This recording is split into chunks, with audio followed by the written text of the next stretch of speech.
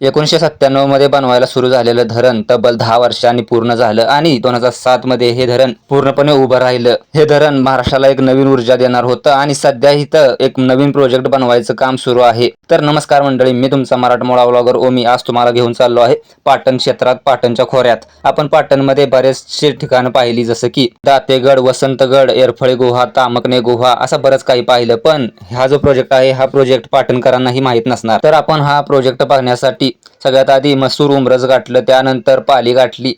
पालीला जाताना असे लोक आपल्याला भेटत गेले, त्यांना लिफ्ट देत आपण तारळे येथे पोहोचलो आणि तारळेपासून जवळपास 11 किलोमीटर अंतरावर आपल्याला हा तारळे डॅम किंवा तारळे धरण बघायला मिळतं. हा प्रोजेक्ट जो आहे तो 3 डोंगरातलं पाणी एकत्र येतं आणि जिथं साठतं तिथंच बनवला गेला आहे. म्हणजे बऱ्यापैकी पाणीसाठा हा इथं होत असतोय, ज्यामुळे महाराष्ट्राला आणखी एक पाऊल पुढे सरकण्यासाठी हमखास मदत होईल असं वाटतंय. 1096 मीटर लांब आणि 73 मीटर उंच असलेल्या या धरणामुळे शेती, पाण्याच्या पातळीत वाढ, पर्यटन आणि वीज निर्मिती केली जाणार आहे.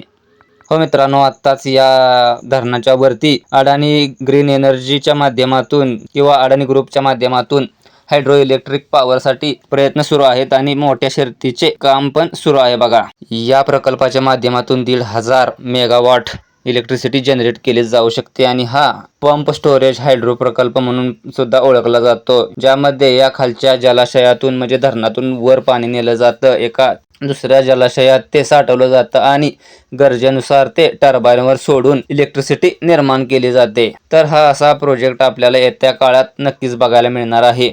या प्रकल्पासाठी काही स्थानिक गावांचं स्थलांतर योग्य रीतीने करून पाणी वळवण्याचं किंवा धरणामुळे कोणाचं नुकसान होई नये याची पूर्ण काळजी घेतली गेली आहे बघा. जवळपास 5 रिव्हर्सेबल टर्बाईन इथं लागू शकतात. त्याचबरोबर इथं बऱ्यापैकी पॉवर हाऊस पण बनवण्याचं काम लवकरच सुरू होऊ शकतंय. मित्रांनो, तुमचा एक लाईक, एक शेअर मला अशा नवनवीन ठिकाणी जाण्यासाठी, तुमच्यापर्यंत ते ठिकाण पोहोचवण्यासाठी प्रोत्साहित करत असतो. तर लाईक शेअर नक्कीच करा. तुम्हाला काय वाटतं, येणाऱ्या काळात या प्रकल्पामुळे किती फायदे किती नुकसान होतील ते मला कमेंटच्या माध्यमातून नक्की सांगा. भेटू पुढच्या एखाद्या व्लॉगमध्ये. तोपर्यंत जय महाराष्ट्र.